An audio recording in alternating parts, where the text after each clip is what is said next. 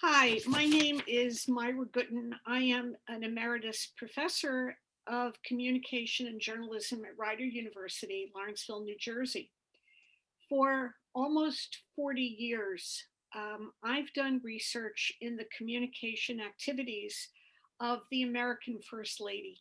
And over time, my work has also branched out into the study of women in politics and political communication in general. Over these many years, I've done probably hundreds of press calls, and I've been fortunate to have been invited to be on programs on CNN, C-SPAN, CBS, National Public Radio, among others. And I'd very much like to share with you today a few things that I think are important in trying to gain media coverage for those of us in the academic professions. Thank you so much. And I am just super excited. If you could see like the inside of my brain, I'm super excited to have you here. And full disclosure, Dr. Gutin is my colleague at Rider University, and I've been blessed to be able to work with her since I started at Rider University in 2011. So I am really excited for you to talk to us here at the Power Your Research platform. And we're just going to jump right into your 3 tips to attracting the media. A lot of times people in academe, their research is maybe successful in the academic space, but some of us want our research to branch out so that we can have more impact, more visibility, and really touch the people that we're writing and talking about. So can you give us your sort of first tip on how to attract some media coverage for the work that we're publishing? Definitely. Well, first of all, if it's possible, if those of us in the academic world can choose research topics that have broader interest. Though I was focusing on the communication activities of American First Ladies, it happened that the topic of American First Ladies was of interest to the general public. If, though, your area may be somewhat less well known, more esoteric, but you'd still like to break out, think about applying what you've learned beyond whatever your narrow focus is. And I think that's a good way to get started. Mm-hmm. Um, and I'll hit on this in a second point that I'll make, but I think that this is really important. Right. Um, Right, and so I like that, and I think that's true as well. The research topic, and some topics obviously lend better to the sort mhm. of public space, and other topics don't. And I believe that no matter what your topic is, there's still possibility to branch out by making those connections that you just talked about, right? Figure out what your niche is, but Mhm. also how can you cross over to that more popular space? Because every industry has their sort of own popular sort of niche magazines or news outlets that care about the thing that the person is writing about. Absolutely. Beautiful. So, what would be your second tip, Dr. Gooden? Well, my second tip, Dr. Howard, would be think about writing op-eds or other pieces of writing that you can get out to the general public. I've written bunches of op-eds. Some of them have not been published, some of them have. And I think you can use this in two ways. First, of course, you can share your topic with a larger audience. But beyond that, you can also start to establish relationships with media representatives. And I think this is crucial. Mhm, People in media move around. mhm, And because they move around, someone who is at CNN might later call you for the New York Times. mhm, mhm, So that's really, I think, a nice way to establish yourself and to establish relationships. And I also wanted to add something to this. I've dealt with the national media a lot. mm, And I can tell you that if you do deal with them and you're fortunate and they call you, do your best to respond as quickly as Mhm. possible. Mhm. I've been in the situation where I've gotten an email message and I call 2 hours later and someone else has already answered the press call. Mhm. I've also been in the situation where I've granted a long interview and then I see my words in print without attribution. Mm.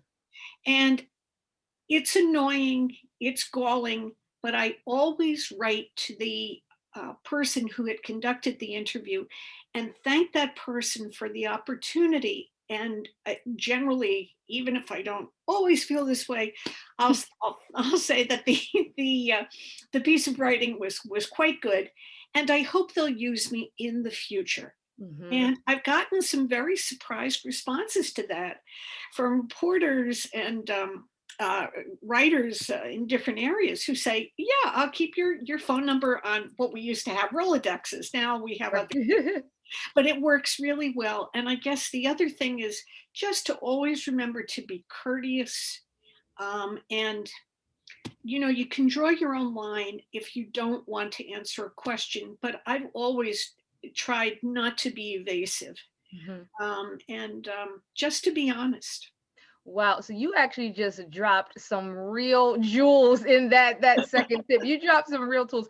And I don't want to put you on the spot, but I do want to ask you just a couple of follow-up questions because for people that weren't listening closely, go back and rewind this video if you can, because those were some real gems. And I actually got this question the other day from someone that attended my Power Your Research webinar, and the person was really upset. He said the media keeps quoting him without letting him know, and all of a sudden he pops up in an article.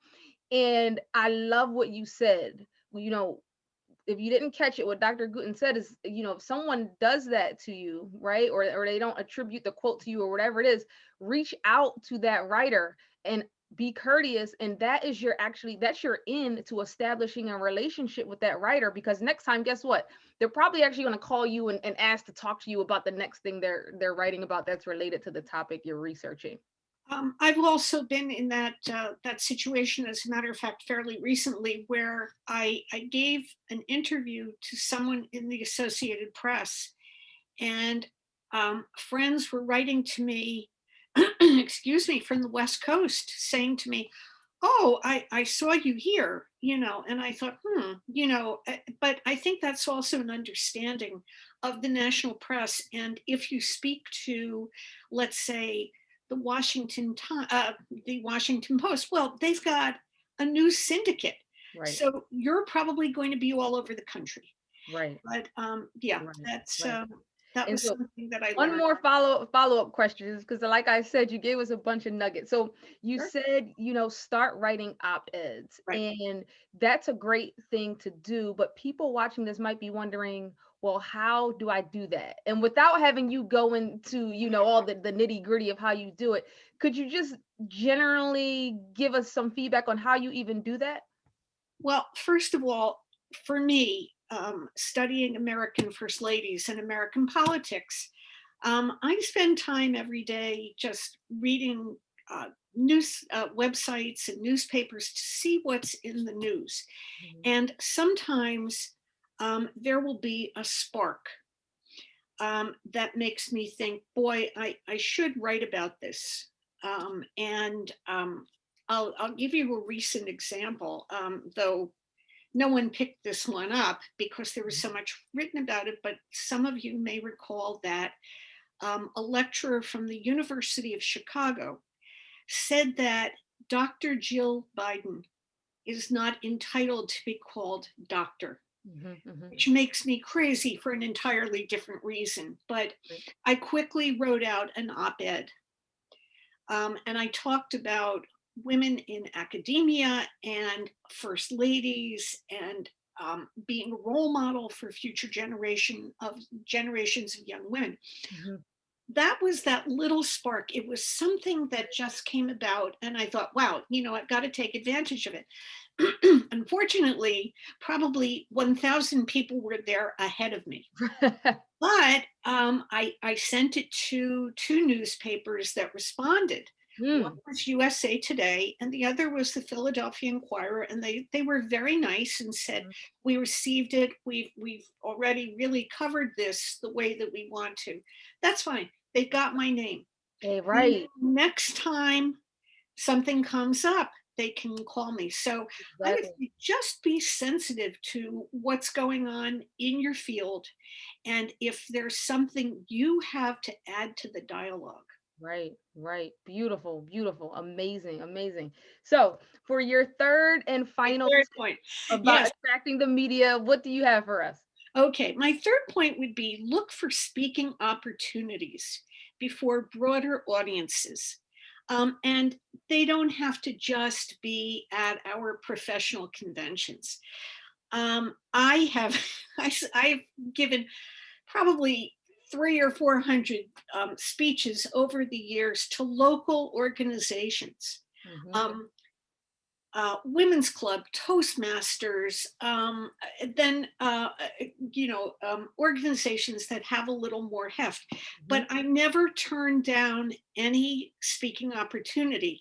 I will go out and share my thoughts. Um, Years ago, by the way, and this may be something, Dr. Howard, for the people listening to us today to keep in mind. Um, I recommend that you always charge for your speaking Beautiful. because you're not taken seriously if you don't have a speaker fee. Right. Um, I think that's something that you do right away. But take advantage of any speaking opportunities. It's a way to get your name out. Um, by the way, you can link it with the media. Right. If you know that you're speaking to an organization in your area, ask them if they'll just send out a press release or whatever we send out today to the local press. And if they won't, ask them if they would mind if you sent out a little something. Right.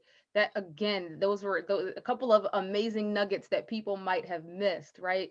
So a lot of times, especially with the places that you've mentioned that you've done speaking engagements, a lot of times they have their own, you'll get media coverage just by showing Mhm. up and doing your speaking engagement, right? A local Right, newspaper might be there, right?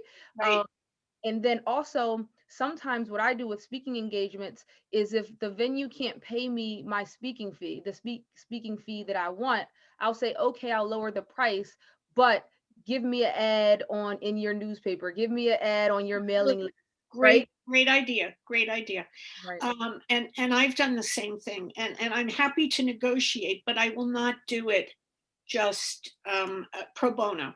And I think particularly for women, that's an important point, It's a right? very important Don't point. want to do Absolutely. speaking engagements. Maybe at the very beginning, you're a grad student that just came out, or maybe you do, your local community, but in general, we want you to be paid for the time and work that you're Mhm, putting in and mhm, and mhm. for who you're speaking to. Yeah, yeah. I've had some interesting discussions with program chairs since we've been quarantining at home because of COVID. Mhm. And one program chair said to me, well, I think that you should lower your rate because you're not coming to our. And I said to her in the nicest way that I could, um, please understand the research and preparation is not the same. It is the same. Um, sure, I'm not getting into my car and driving an hour, but I'm doing the same work. As a matter of fact, I'm putting together a PowerPoint presentation for you, which I'll show over Zoom. Right, So, yeah, I just think I hope that that won't be something that people have to deal with right. within the next 6 to 8 months. But for now, that would be something to keep in mind. I love it. And thank you so much for My coming on pleasure. and coming on to the Power Your Research platform. Those were amazing nuggets. I actually took notes, even though we're gonna have the video. I took notes, right? So I can apply some of those things as well.